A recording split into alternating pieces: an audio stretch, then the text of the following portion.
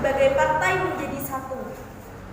Konsep revolusi yang revolusi nasional 17 Agustus 1945, revolusi Rosiol dan revolusi komunis menghasilkan jargon revolusi belum selesai, sangat relevan yang terus membuat sehingga mempermudah Soekarno menjalankan sistem demokrasi terpimpin untuk meraih dominasi politik.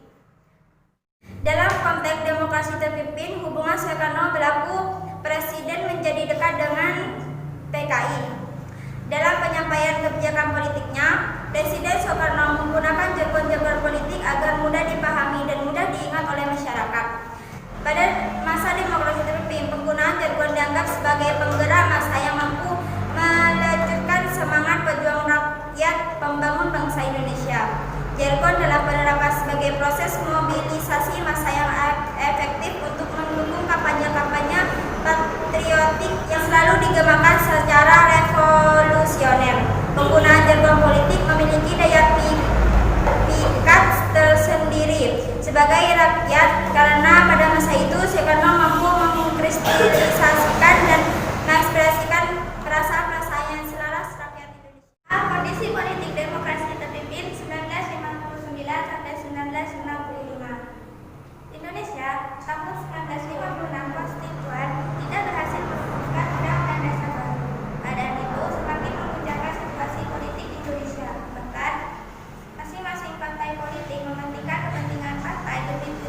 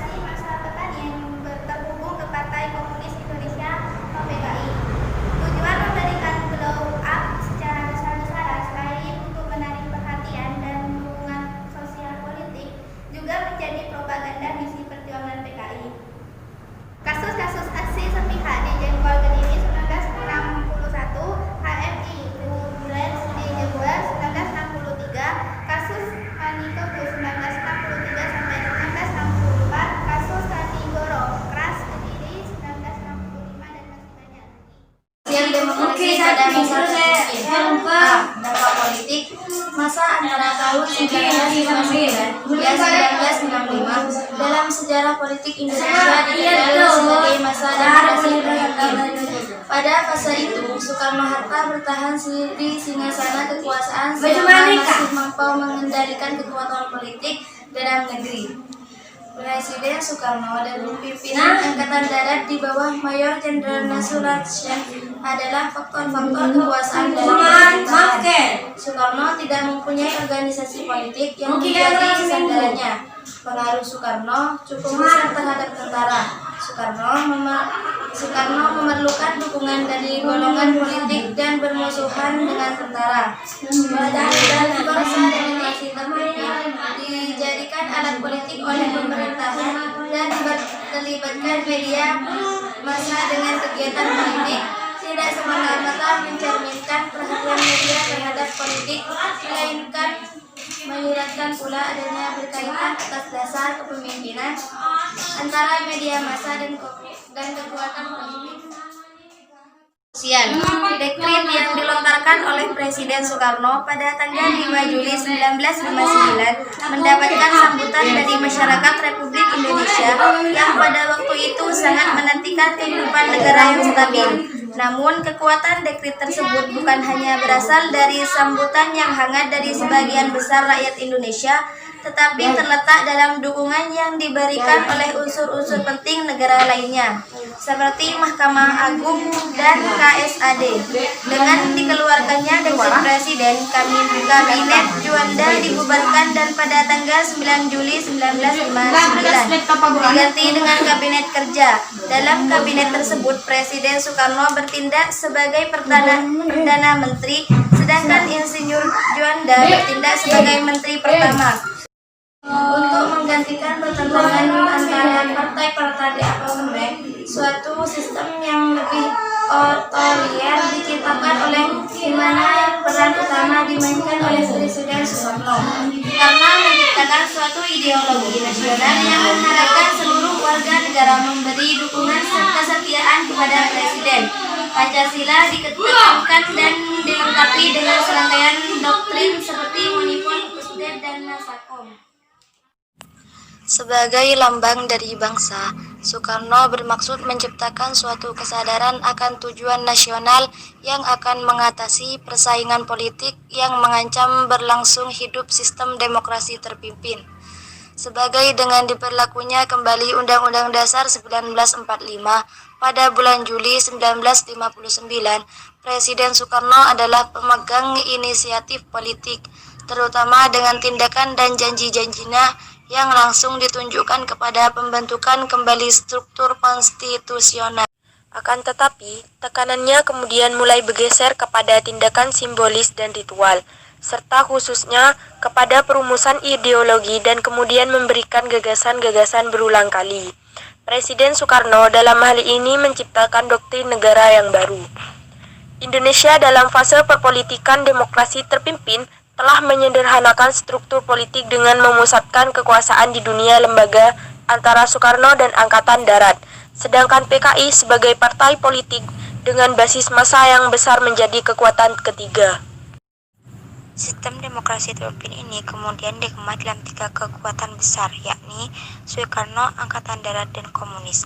Kemudian juga digencarkan indoktrinasi Manipul Usdek, Manifesto Politik UUD 45, Sosialisme Indonesia, Demokrasi Terpimpin, Ekonomi Terpimpin. Jargon politik Soekarno sebagaimana agar rakyat Indonesia agar tidak terbius oleh retorika politik rakyat, yakni benar bahwa Soekarno adalah figur yang sesuai dengan kriteria-kriteria pemimpin yang dibutuhkan. Dalam bidang politik, pers pada masa demokrasi terpimpin dijadikan alat politik oleh pemerintah dan keterlibatan media massa dengan kegiatan politik tidak semata-mata mencerminkan perhatian media terhadap politik, melainkan menyiratkan pula adanya keterkaitan atas dasar satu kepentingan antara media massa dan kekuatan politik. Ideologi yang ditanamkan harus Pancasila, keyakinan mental Indonesia, dan persoalan pokok Indonesia yakni bersifat revolusi Indonesia.